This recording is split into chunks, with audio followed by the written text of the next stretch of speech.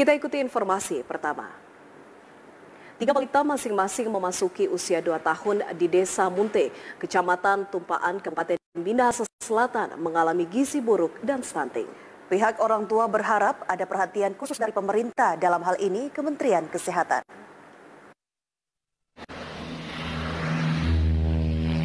Sangat disayangkan di Kabupaten Minahasa Selatan sebagai salah satu sentra utama pemasok pangan dan hortikultura ke berbagai daerah di dalam dan luar Sulawesi Utara, masih ditemukan adanya balita yang mengalami kekurangan gizi dan keterlambatan pertumbuhan atau stunting. Padahal menurut salah satu anggota DPR RI yakni Feli Esteli Teruntuene yang mengemban tugas salah satunya bidang kesehatan, menegaskan bahwa masalah stunting sebenarnya itu ada 19 kementerian yang berperan untuk melakukan pencegahan. Bahkan per 25 Oktober bulan lalu, pemerintah pusat telah menggelontorkan anggaran untuk pencegahan stunting. Namun di Minahasa Selatan ini baru digunakan sekitar 50%, alasannya pun belum diketahui. Kalau untuk di desa saya tidak tahu persis berapa anggaran untuk ADD-nya. Tapi kami juga kan memberikan anggaran ke kabupaten ya. Kami memberikan anggaran kabupaten. Memang dari bulan lalu per tanggal 25 penyerapan anggaran itu baik fisik maupun non fisik belum ada 50%. Nah ini yang kita minta agar Pak Bupati dan Pak Wakil Bupati betul-betul turun ke bawah melihat kenapa masih ada sisa anggaran seperti ini. Sementara ada anak-anak yang kita tidak bisa tutup mata untuk kita bantu. Kenapa Bu bisa seperti ini?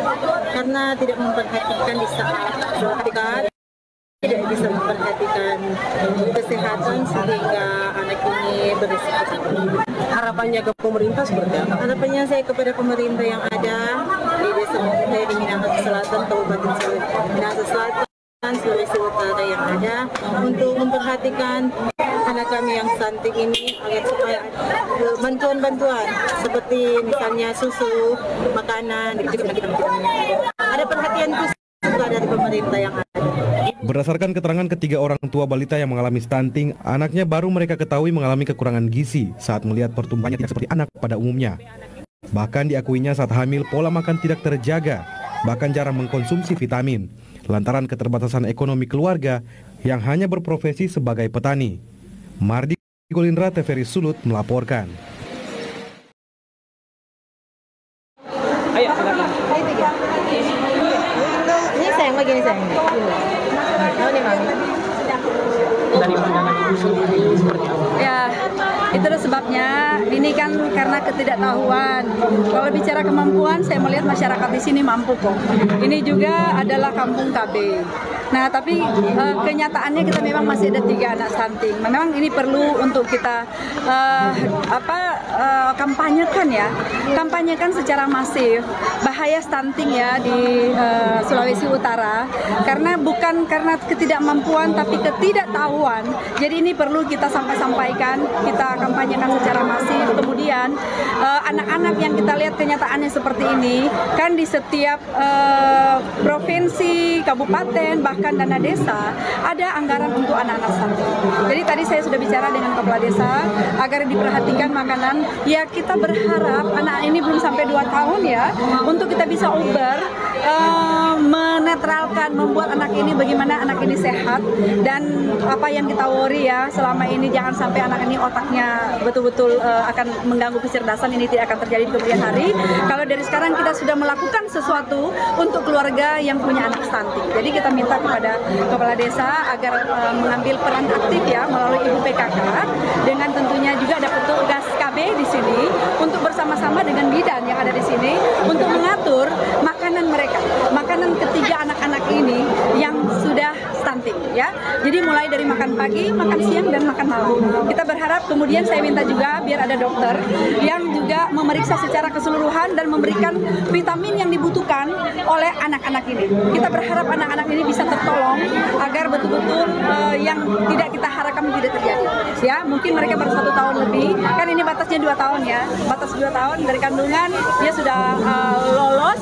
Kemudian sekarang anaknya sudah dilahirkan, masih butuh perhatian karena jangan sampai mereka betul-betul mengalami kekurangan gizi kronis. Itu tujuannya supaya ini diperbaiki gizinya oleh ibu-ibu PKK yang ada di sini melalui pemerintah desa dan tentunya dari BKKBN yang ditugaskan di desa ini bersama bidan atau dokter yang ada di sini. Saya kira itu. Strategi pencegahan dengan solusinya tadi Ibu sudah tawarkan, itu berapa persen Bu anggaran dari dana desa untuk anak stunting atau mungkin berkebutuhan? Kalau untuk di desa saya tidak tahu persis berapa anggaran untuk ADD-nya. Tapi kami juga kan memberikan anggaran ke kabupaten ya. Kami memberikan anggaran kabupaten. Memang dari bulan lalu pertanggal 25 penyerapan anggaran itu baik fisik maupun non fisik belum ada 50%. Nah ini yang kita minta agar Pak Bupati dan Pak Wakil Bupati betul-betul turun ke bawah melihat kenapa masih ada sisa anggaran seperti ini. Sementara ada anak-anak yang kita tidak bisa tutup mata untuk kita bantu. Ini kan bagaimana kita bicara pencegahan. Sekarang sudah bukan pencegahan, bagaimana yang kita harus lakukan untuk anak-anak yang sudah terlanjur ya mengalami gizi buruk gitu. Jadi ini kita minta kepada pemerintah agar memperhatikan. Terakhir Bu, di Minahasa Selatan ini sendiri Ibu sudah temukan berapa Bu? Ya. Ibu sudah temukan berapa anak stunting? Sudah temukan. Iya. Jadi yang kemarin saya waktu di Minahasa Utara di situ mereka laporkan ada 7 orang. Kemudian di daerah yang lain ada tapi tidak disebutkan tepatnya berapa. Memang kita perlu peran aktif dari kepala desa untuk nggak usah malu, nggak usah ragu untuk kita sampaikan kepada publik bahwa di sini atau masyarakat kita masih ada anak-anak yang mengalami kekurangan gizi kronis. Ini kan perlu disampaikan supaya dari pemerintah dari tingkatannya masing-masing baik pemerintah daerah, kabupaten maupun provinsi dan pusat tentunya akan lebih fokus melihat karena ini kan satu ancaman ya, satu ancaman untuk anak bangsa. Jangan sampai ini malah kemana-mana, lebih besar lagi penyebaran untuk kekurangan gizi. Untuk itulah program kita buat ya. Ada 19 kementerian lembaga loh yang terlibat untuk mengurus stunting.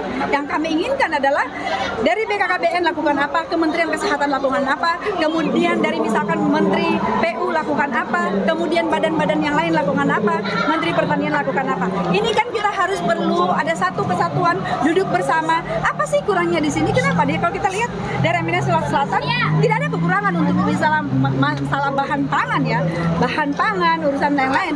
Tapi di sini masalah pola asuh kalau menurut saya. Tinggal masalah pola asuh. Kalau kemampuan ada, tinggal pola asuh. Jadi inilah yang perlu untuk dibantu oleh pemerintah daerah melalui pemerintah desa dan kecamatan. Saya kira itu. Terima kasih Bu. Ya, terima kasih banyak.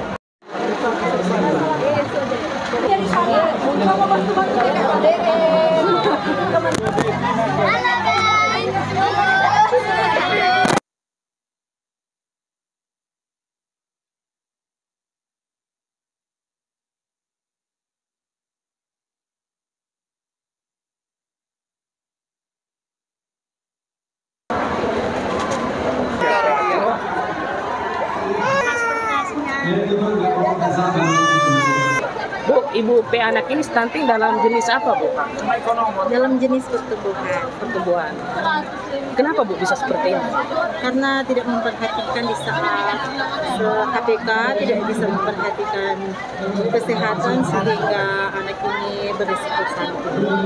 Harapannya ke pemerintah seperti apa? Harapannya saya kepada pemerintah yang ada di Desa Munte di Minahasa Selatan, Kabupaten Minahasa Selatan, Sulawesi Utara yang ada untuk memperhatikan anak kami yang stunting ini agar supaya ada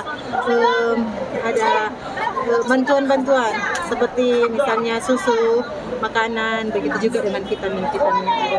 Ada perhatian khusus dari pemerintah yang ada. Ibu satu dari 3 anak asuh yang ada di sini Bu. Kalau bisa tahu mayoritas pekerjaan di keluarganya seperti apa Bu sehingga bisa mengambil hal seperti ini? Pekerjaan yang mayoritas adalah petani. Saya sebagai ibu rumah tangga. Ibu nama siapa Bu? Gracia Luko. Ulang Bu. Gracia Luko. Terima kasih.